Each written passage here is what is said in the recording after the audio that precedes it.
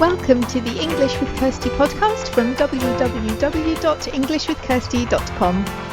Here I'll be sharing with you tips, information and other learning resources so that you can improve your business English.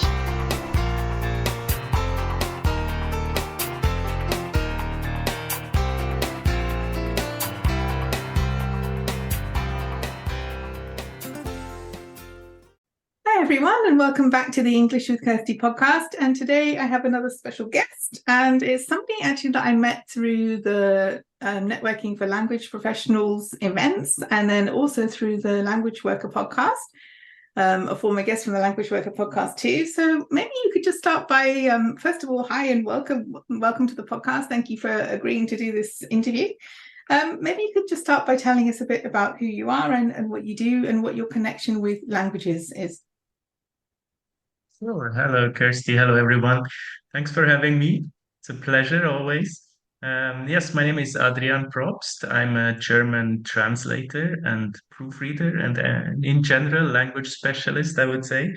I am originally from Switzerland, so German is, I work with German, but I'm not actually German, which I often use to my advantage when I market myself because I'm really heavily marketing myself to a Swiss audience, so to Swiss companies or to companies that want to expand to Switzerland. And I can kind of apply my expertise in the German language for Switzerland. I live in Belgium, in Brussels, although at the moment I'm in Switzerland at my parents, but just for the summer, usually I'm residing in Brussels in Belgium now already for 6 years. So there I'm also using my French knowledge and my English knowledge, as well as some German. There are some German speakers. Not that good in Dutch, unfortunately, but or Flemish, but I can still communicate a bit. Yeah, that's my background. Okay, so when did you realize that working in languages would be something that would be interesting for you? Like, what are your earliest memories of? Were you in a multilingual household with French and German, or how did that work in terms of your history with learning other languages? Not technically a multilingual household, although my dad used to work with French in his company. He was an external salesperson, so he often went to the French part of Switzerland to sell automotive parts. So very early on, I realized that having a second language, at least, if not a third, is going to be beneficial in terms of the job market in Switzerland. Because just growing up in a multilingual country, I was exposed to different languages very early on, right? Even before I had any idea of what actually French, English, and Italian is, I would read all the boards in the trains, for example, or on the highways, or even on every product, right? I remember like reading the word milk in all four languages every morning, and I didn't even really realize what that means, right? Well, why are there four words there? And it kind of became a rhyme with the German, French, Italian. It was rhyming, so I said that over and over again in my head. So definitely, I was very early on, like getting used to different languages. But it never occurred to me to actually work in the language industry. That came by sheer, what do you call that? Like I just looked at my grades at school and I was horrible in anything science and I was very good in languages. So I kind of made my mind up and said, okay, I need to see how I can turn this into a career. And Yeah, go with what I you're good had at. yeah, exactly. So it was really based on my skills. I had the grades were good enough to go to university, and it was never on my mind because no one of my family ever went there. So it was like a weird concept for me to go there. But I discussed it with my parents. They said, I mean, if you have the chance, why not, right? So I found this program in Zurich that said a bachelor in translation to become a translator, and that sounded amazing.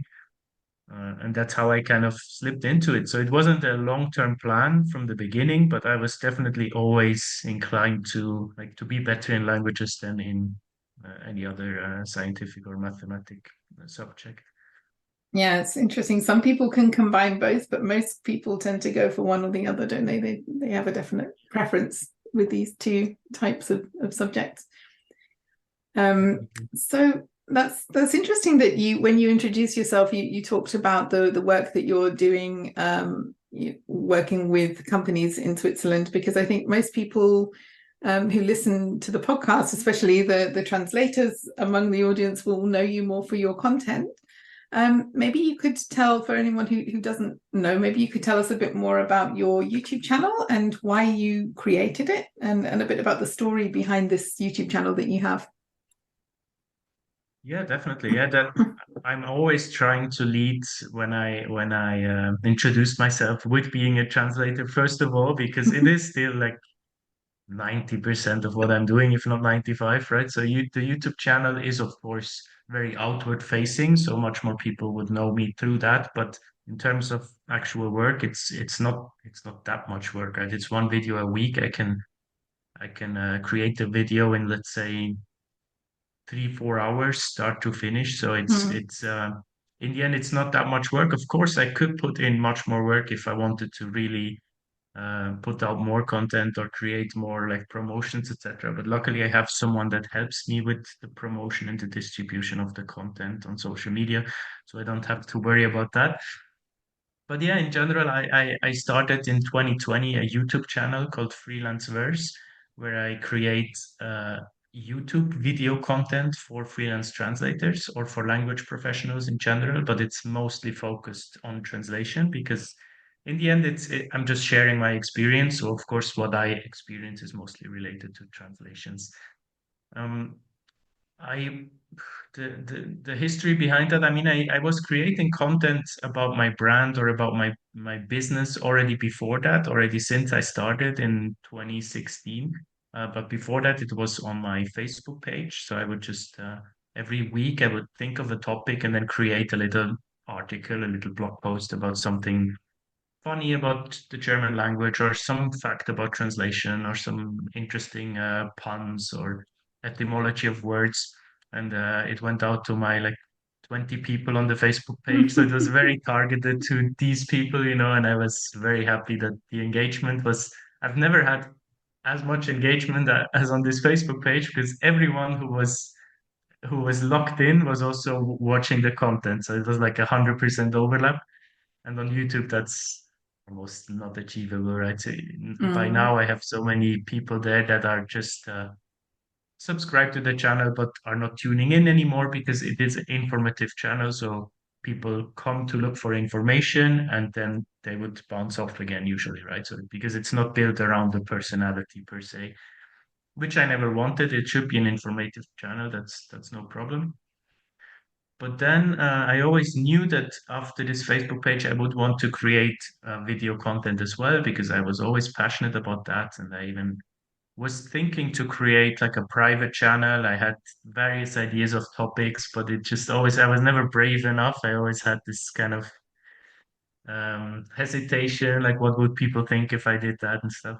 And then when I realized that I could make something professional on YouTube, I realized that okay, I can kind of brush this off as marketing efforts. Even if someone is judging me, even if they think it's weird, I just say, oh yeah, I mean I have to do it. It's my marketing, right? So that You gave gave me the yourself a last push reason. to actually do it. No one can say anything if I just do it. And Yeah, so that's cool. I started with the intention of doing it for 1 year during lockdown, every week, every Monday a video.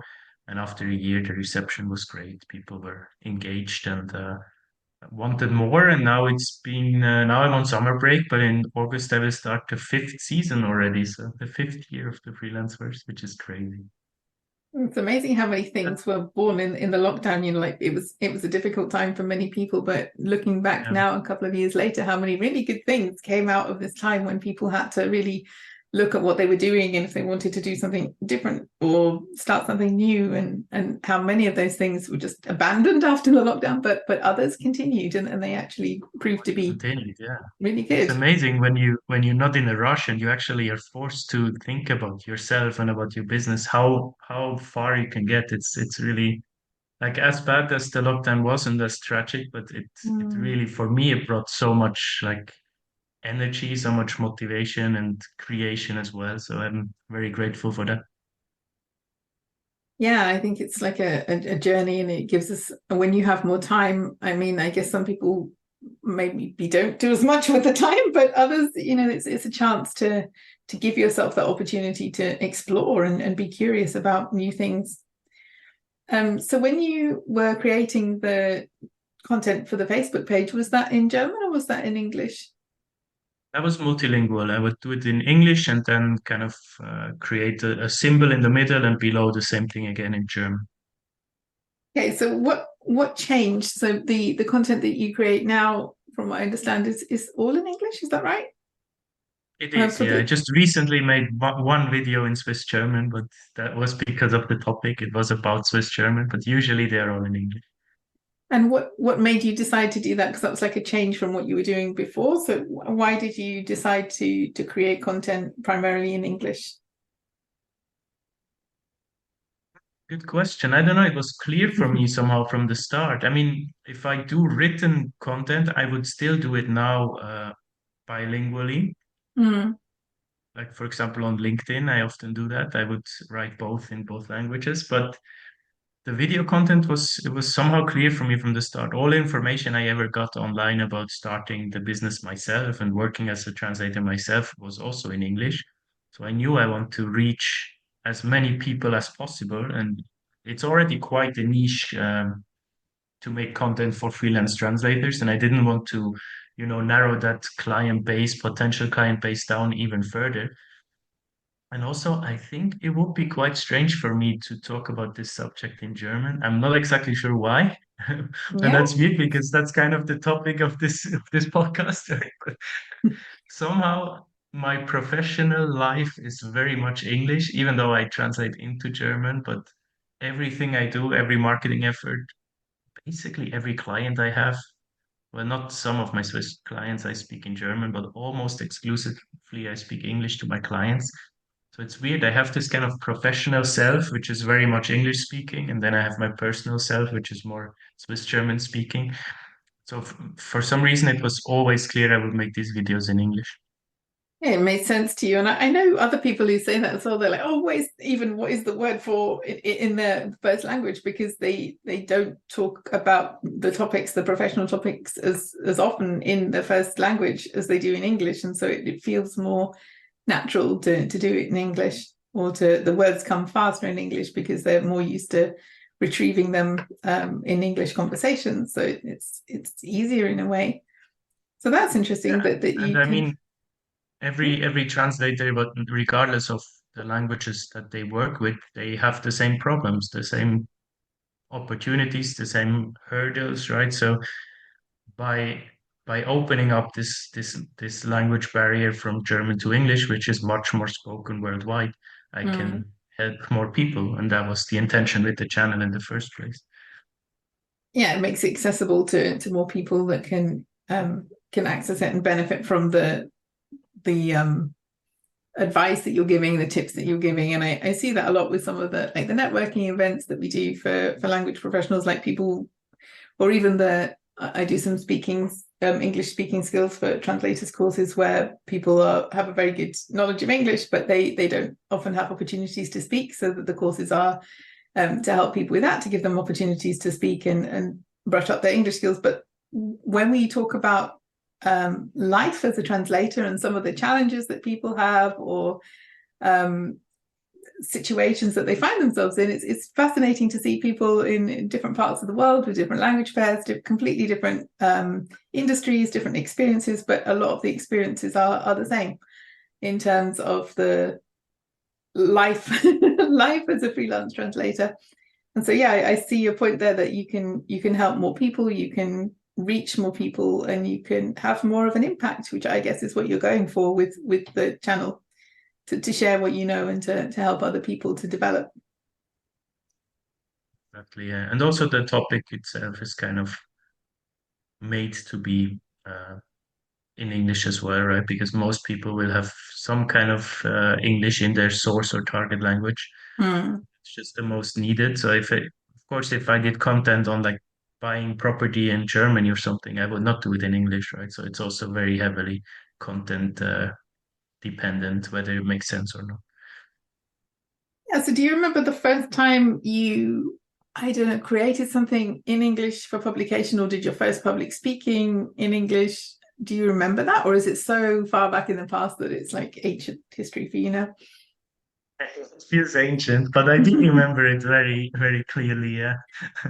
It was a huge Not that hurdle you're for me. old, I So don't what want I to say. Yeah, yeah, yeah. Well, the good thing is that I do speak English to my wife as well. So I speak English every day. So I feel quite confident. I have a large vocabulary. And so that was not the issue. It was more actually publishing it to the internet, right? Because you have to Hmm. be aware that this stays there forever if you decide to do that step. Yeah. What I did is I created 6 videos before I ever went live, right? So I knew that if I want to do this, first of all, I want to be ahead. I don't want to chase every Monday and create a video for that Monday. So Hmm. I want to be already ahead and then create videos for like 2 months from now, 3 months from now.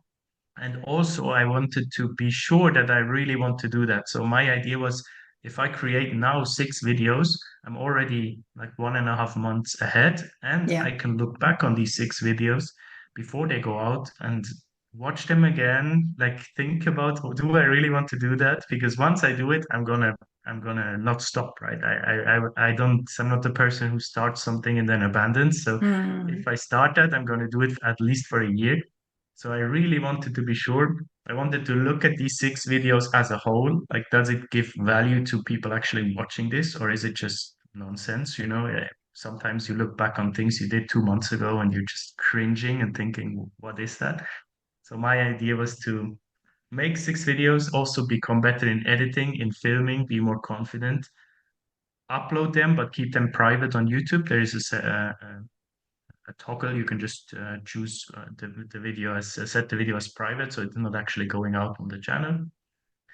And then after 6 weeks, I looked at them again and I decided, okay, let's do that. And then I scheduled them for like a week apart every Monday. So the first 6 weeks were already done before I even started, and that helped me a lot to actually kick things off.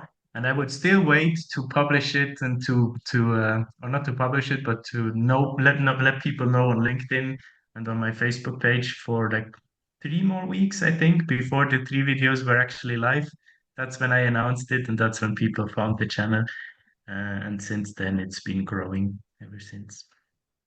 Yeah, and you obviously had a really good response. But I like that. I love the fact that there are such different approaches to this. Some people say just, let's do it, let's see what happens, and let's see what the response is. But other people um take a much more kind of kinder approach to themselves in a way. If you know that you will feel better by having that structure of, okay, schedule, I don't have to think about it, or I want to look back at it, make sure it's okay, make sure that I'm comfortable with it. I mean, I think that's a really nice thing about the options that we have today, that not everything is like going live, and not everything has to be live, with the podcast, with the videos. You have control about, am I happy with this content? If I'm not, I can change it. I think sometimes that can work against people in that they're never happy with it. They think it has to be absolutely perfect, and record it like 50 times and still are never happy. So there is a danger with that too. But I think it's something we can really enjoy, especially if we're starting something new, to have that freedom to say, okay, I'm gonna see how I feel about this tomorrow.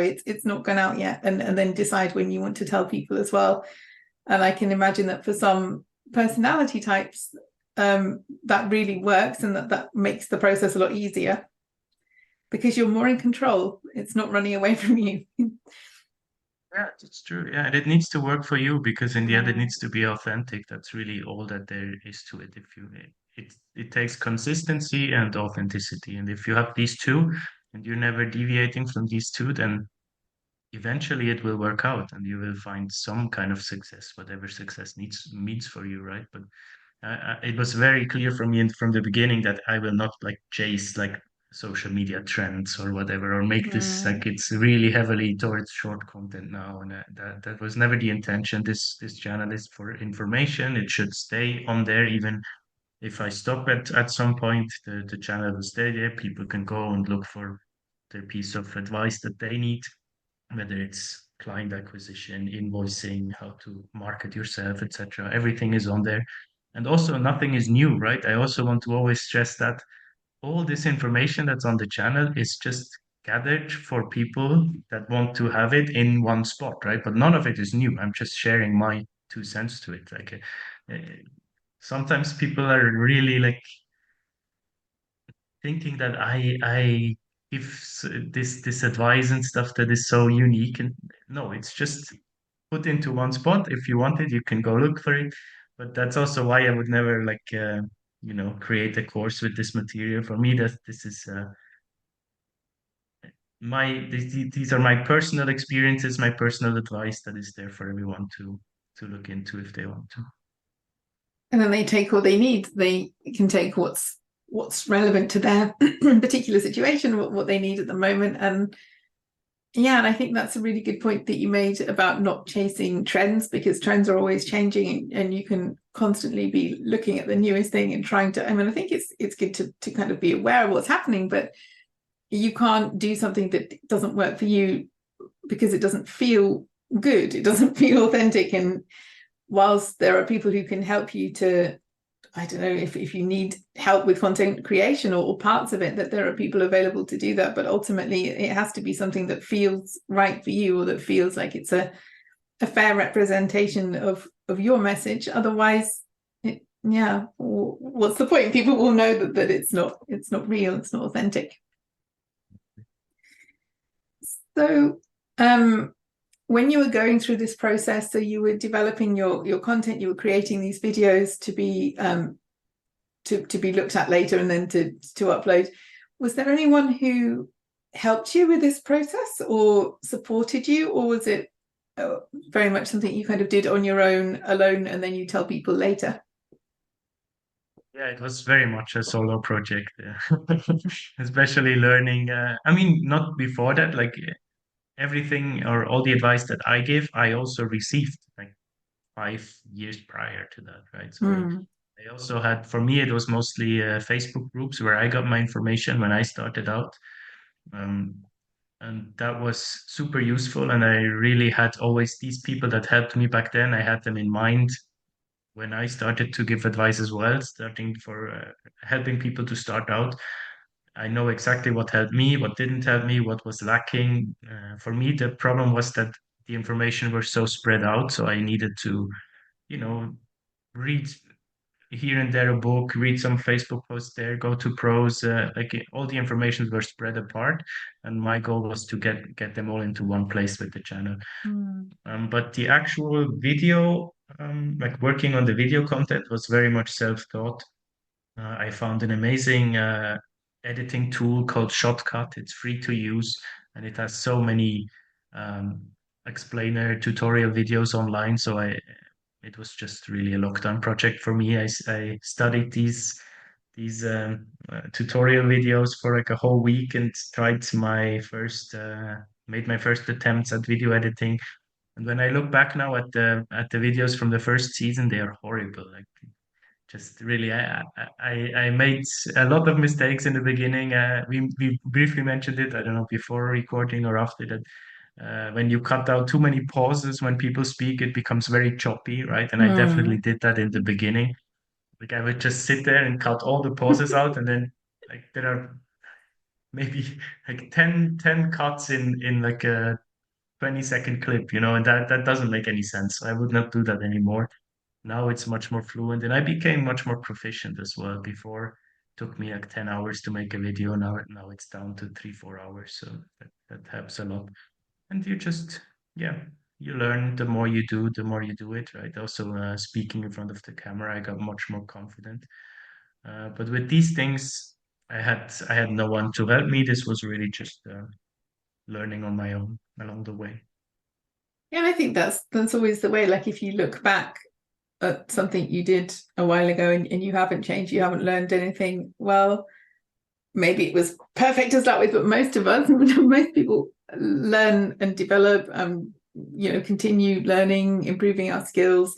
And I think if there is a danger of wanting to wait till it's, the quality that you would get only by learning and trying out what works for you and making some mistakes, and what I'm trying to say is it doesn't, if people are thinking of doing something new, it doesn't have to be perfect at the beginning. It has to be the good enough to be, for you to be happy with it and to be to feel sure that this is what you want to put out, but it doesn't have to be as good as someone who's been doing it for 5 years, because we all improve. And I think sometimes that's that this hardest step is the one where you press publish and you click it and it goes into the world. But if you wait until you think something is perfect, it never gets done. So there's finding that balance between being good enough for you to feel satisfied with the quality and just getting it done, taking that first step, because you know that you can always improve and learn new things. Absolutely. And not only with content creation, but with anything in life. Like if you're thinking of a new project, if you want to start a business, like yes, you can plan for the next 3 months, or you can slowly start while you're planning as well. And then in 3 months, you're already much more ahead, right? So I tell that to many people, like when they think about the specialization in translation, for example, they say, oh, in the next half a year, I want to really figure out my specialization and then I start. You'd rather just start now as a generalist and then in half a year, you already have experience, right? So You know what planning you is like. good, but you can always plan next to already being active. That's always Yeah. better. Because your plans may change. You may have a really good plan, and then as you start to do the thing, you find, actually, I really don't enjoy making this kind of content, or I've discovered something that I think is really interesting and I want to pursue that. But you don't know that when you're making your initial plan. So that in some ways there always has to be room for change and for new things to be added. It doesn't have to be a complete change of direction, but for new things to come in. Absolutely. Would you say that your different parts of your personality come out depending on the language that you use? Is there like an English speaking version of you that it's a bit different? I don't mean like completely different, but do you find that the different parts of your who you are come out in the different languages, or is it pretty like stable across all of them? Yeah, I think there are some different parts of me. At least people tell me so. I don't know. I think I really go into like professional mode when I speak English about my language work. So that I might appear like more confident and more self-assured, but simply because I speak about that stuff all the time, right? So I know exactly Mm. what I'm gonna say and what I want to say. And I also feel like English has a unique ability to say a lot of words without meaning. So I know I don't people know. who I do feel that. like yeah. I feel like I can I'm much better in like filling like gaps or filling empty minutes with English than I would be in German. It's much more precise, much more to the point. So when I have, for example, when I'm uh, chairing a panel or when I have a presentation in English, I feel like I'm much more confident that I can fill the time that is required because I have so many phrases in my locker that I can just pull out and say, you know. So I do feel like I might appear more confident and more knowledgeable when I speak in English about my profession. And I mean, a simple fact is that my sister, who never sees me speak English in any scenario, right? Unless, yeah, Mm. when I speak to my wife, but never in a professional manner. And when she first saw my videos, she was like, "This is not you. It looks like a different person," right? So that's kind of the ultimate testament that yes, there is a different personality coming out in me. I'm not really aware of it, and I don't feel like I'm acting or I'm putting something on. It's just naturally happening in a way. And I guess also when I'm on camera, it kind of it is somehow a different, more polished version of oneself if they are on camera, whether you want it or Mm. not. So it happens naturally, I think. Yeah, it's interesting what comes out, and it's also a way to kind of get to know yourself better and learn things about yourself, and you can observe these small differences or different parts that get accentuated when you're using another language. I think it's nice for those of us that have other languages. It's like an additional way to discover something new about yourself, which is always interesting, always cool. Yeah, definitely. So just before we finish, I wanted to ask, because one of the main reasons I posted a question on LinkedIn, and then Susie, thank you, Susie, if you're listening, tagged you as somebody who does create content in an additional language, because I know that I'm working with people who want to do that, who are thinking about doing that, who haven't quite taken that step yet. So I wanted to do a series of episodes with people who are already doing that. You've been creating content in English for a while, and it's going really well. And I wanted to ask what advice you would give to people who are thinking about creating or putting out their content in an additional language, so that they would get a wider reach, or so that they would be able to reach specific people, but they are a bit hesitant, a bit reluctant. What advice can you give to them to help them to kind of move on to that next step? Yeah, I guess I would be repeating myself in that sense, that I would say what helped for me immensely is that I created the content privately first. That was a big step for me. So I don't know if that works for you, but if it does, it might be worth a shot to just, if you want to create blog posts or create videos, it doesn't matter. Create 5, 6, 10 versions of it. Write it in English or in the second or third language that you're thinking of, and then just let it simmer, let it sit for a few months, a few weeks, a few months, however long time you have, and then go back to it and assess it with fresh pairs of eyes, not with the person who wrote or who recorded it, but someone who would actually find this video online, and think to yourself, like, what is this actually? Does this give value to a person that speaks this language? Um, it's it's all about the content, right?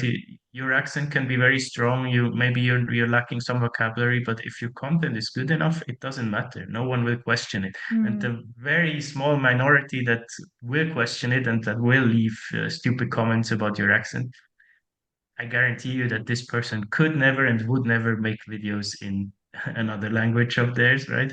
The majority of the world's population is monolingual. You have to realize that. Like, so if you speak more than one language, you're already in the top, let's say 40%, right? So you can be proud of that. You can enjoy the benefits of getting this wider reach of audience. It can be super powerful. Like for me, this channel has opened so many doors. It has been it's by now it's my only marketing effort that I'm doing, and I'm not reaching out to any new clients on my own. It's all based on that, on recommendation, on people finding the channel, finding out about my name, linking my name and the channel to Switzerland. So whenever someone looks for a Swiss translator, they get redirected to me, which is amazing. Through search engines, through LinkedIn search engine, but all natural, like no paid advertisement. So it can be a very powerful outlet. It takes a long time. I always call it passive marketing, because you are doing a lot of work that is not actually looking for clients, but you're creating a powerful profile online of yourself. And once this passive marketing is going, it's amazing. It works for yourself even when you're sleeping. So that would be my advice, would be to take your time, don't rush into it. Maybe that's a bit different advice from what people give you. As you said, Kirsty, usually people say, just start, just put the first video out there. For me, that doesn't work, because I would regret it later on. I need to be fully aware, fully sure that this is stuff I want to put out into the world, because it's going to be there forever. So I would make like a 6-week plan and then look back and decide if you want to go for it. Yeah, I think that's really important, because I hate when I see these, like, oh, this is the way to do whatever. Like there are so many ways to do most things. And I think it's important, whatever you're doing, if you're creating something new, if you're thinking about doing something like a blog or a YouTube channel or a podcast, whatever it is, or even more spontaneous videos for LinkedIn, there is no right way. There's no right way for you. And I think that's really important to find out what that is, to get to know yourself. What kind of personality are you? Are you somebody who wants to just, try it and try again if you don't like it? Or are you somebody who wants to take the time to develop something and then make sure you're happy with it? I think with the second type of people, you really have to try and be a bit careful when you are assessing what you've created, to be objective and to look at the content, because most people don't like to listen to their voice the first time they hear it. Like some people say, oh no, I don't want to listen, I don't want to watch, but you have to, because that's the only way you're going to find out whether this content is good and objectively good, not just you looking at yourself thinking, do I like this or not? It's really about what you've created, how it adds value, and then once you're happy with that, then it can go out. But yeah, I think we all have the freedom to understand that there is not one way to start something new, and I think that's really come across in what you've been saying today. And some people, you feel safer when you have this plan and the fact that it's there, and then you can choose who sees it first, and you can get some feedback maybe from some trusted people or people that will be constructive, but also be not some crazy person on the internet who's going to write a stupid comment the first person who sees it. You can have control of who sees the videos first, and then make that open to a wider and wider audience. So yeah, I really like that we all have different ways to approach this, and for many people, myself included, making a plan can give us a sense of security. Yeah. That you wouldn't have. YouTube has a quite powerful automatic transcription function. So whenever I have to look back on a video of mine for some information or to do some research, and I also don't want to listen to my own voice, so I just mute myself and I turn on the automatic transcription. Okay. And I'm reading what I said. That can be a tip if you don't want to listen to yourself. Yeah. So where's the best place to find you? There's your channel. I know you're very active on LinkedIn. Are they the best places? Yeah, I wouldn't say I'm very active. The best place to find my videos is definitely on YouTube itself. If you look for Freelanceverse, whether Google search engine or on YouTube, you find it. Also with my name, Adrian Probst, you find it everywhere. I'm relatively inactive on any social media, so okay. I'm really just putting up the videos and that's it. But I do try to reply to comments and to messages, but it is I'm actively trying to not engage too much with the online world, just for my own sake. So it might take a while when you reach out to me, but I try to answer to all the messages I get. Okay, well, I'll add those links to the show notes page so people can come find you, or they can Google you. And thank you for coming on the podcast, for sharing your story and for sharing your tips, because this is a kind of side of content creation that we don't hear as much of, and I think it's really important to talk about this in a way that it's more helpful to people that take a more kind of structured and methodic approach to planning new things. So I hope anyone who's listening, who's thinking about doing this, will feel inspired by that, and we look forward to hearing your stories. So if you decided to do something as a result of listening to this podcast, then in all the places where it will be put out, then leave us a comment, tell us what you've done, and tell us what new things you're starting, and then we can support you and we can celebrate that with you. So thanks again. Have a wonderful day, and for everyone else, have fun and never stop learning. I hope you enjoyed this episode of the English with Kirsty podcast. If you have any questions or comments, my email address is kirsty@englishwithkirsty.com, or you can go to www.englishwithkirsty.com/podcast, where you'll find information about the individual episodes.